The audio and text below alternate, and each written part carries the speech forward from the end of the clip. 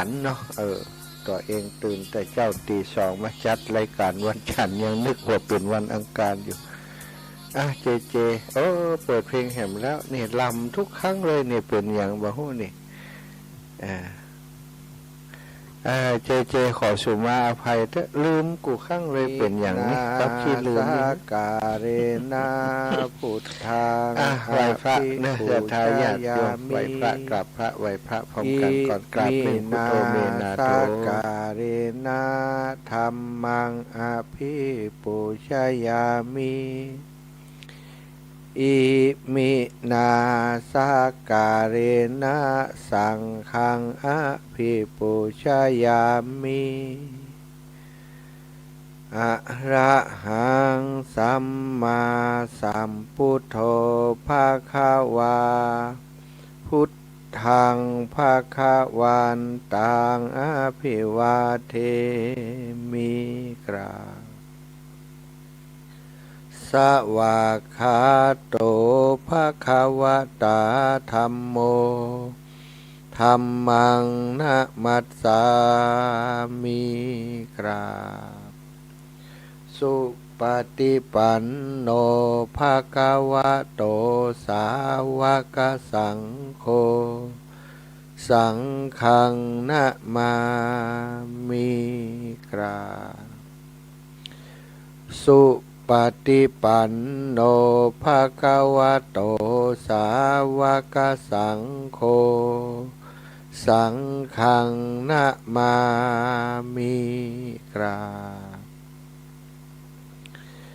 นะโมตัสสะภะคะวะโตอะระหะโตสัมมาสัมพุทธัสสะนะโมตัสสะภะคะวะโตอะระหะโตสัมมาสัมพุทธัสสะนะโมตัสสะภะคะวะโตอะระหะโตสัมมาสัมพุทธัสสะพุทธังสารนังกัจฉามิธัมมังสารานังกัจฉามิสังฆังสารานังกัจฉามิตุติยัมปิพุทธังสารานังกัจฉามิตุติยัมปิธัมมังสารานังกัจฉามิตุติยัมปิสังฆังสารานังกัจฉามิตติยัมปิพุทธังสารานังกัจฉามิตติยัมปิธัมมังสารานังกัจฉามิตติยัมปิสังฆังสารานังกัจฉามิ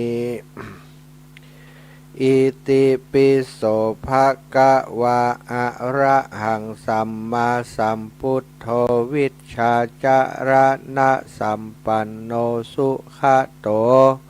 โลกวิทูอนุตตโรปุริสธรรมะสารถิสัทธาเทวมนุสสานังพุทโธภะคะวะติสวากขาโตภะคะวะตาธัมโมสันทิฏฐิโกอะกาลิโกเอหิปัสสิโกโอปันนาญิโกปัจจตังเวทิตาโพวินยูหิติสุปฏิปันโนภะคะวะโตสาวกสังโฆอุชุปฏิปันโนภะคะวะโตสาวกสังโฆยายะปฏิปันโนภะคะวะโตสาวกสังโฆสามิจิปฏิปันโนภะคะวะโตสาวกสังโฆยะทิทางจัตตาลิปุริสายุขานิอัฏฐปุริสปุคลาเอสะภะคะวะโตสาวกสังโฆอาหุนายโยปะหุนายโยทักขินายโย อัญชลีกะระนิโยอนุตตะรังปุญญเขตังโลกัสสาติ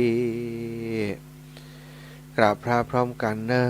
ศรัทธาญาติโยมทั้งหลายกราบหนึ่งพูดทางว่ารันตังสิรสานะมามิกราบสองธรรมบังวรันตังสิรสานะมามิกราบสามสังขังวรันตังสิรสานะมามิศรัทธาญาติโยมท่านสาธุชนคนดีทั้งหลายไหวพระสวดมนต์ทำวัดเย็นโดยสังเขปโดยกันเรียบร้อยแล้วเนาะต่อไปก็จะได้วันนี้ก็คงเป็นอีกวันหนึ่งจะได้นำธรรมพื้นเมืองมาเทศน์ให้ศรัทธาญาติโยมได้ฟังต่อเนื่องเพื่อจะให้บรรจบนะ12 ผู้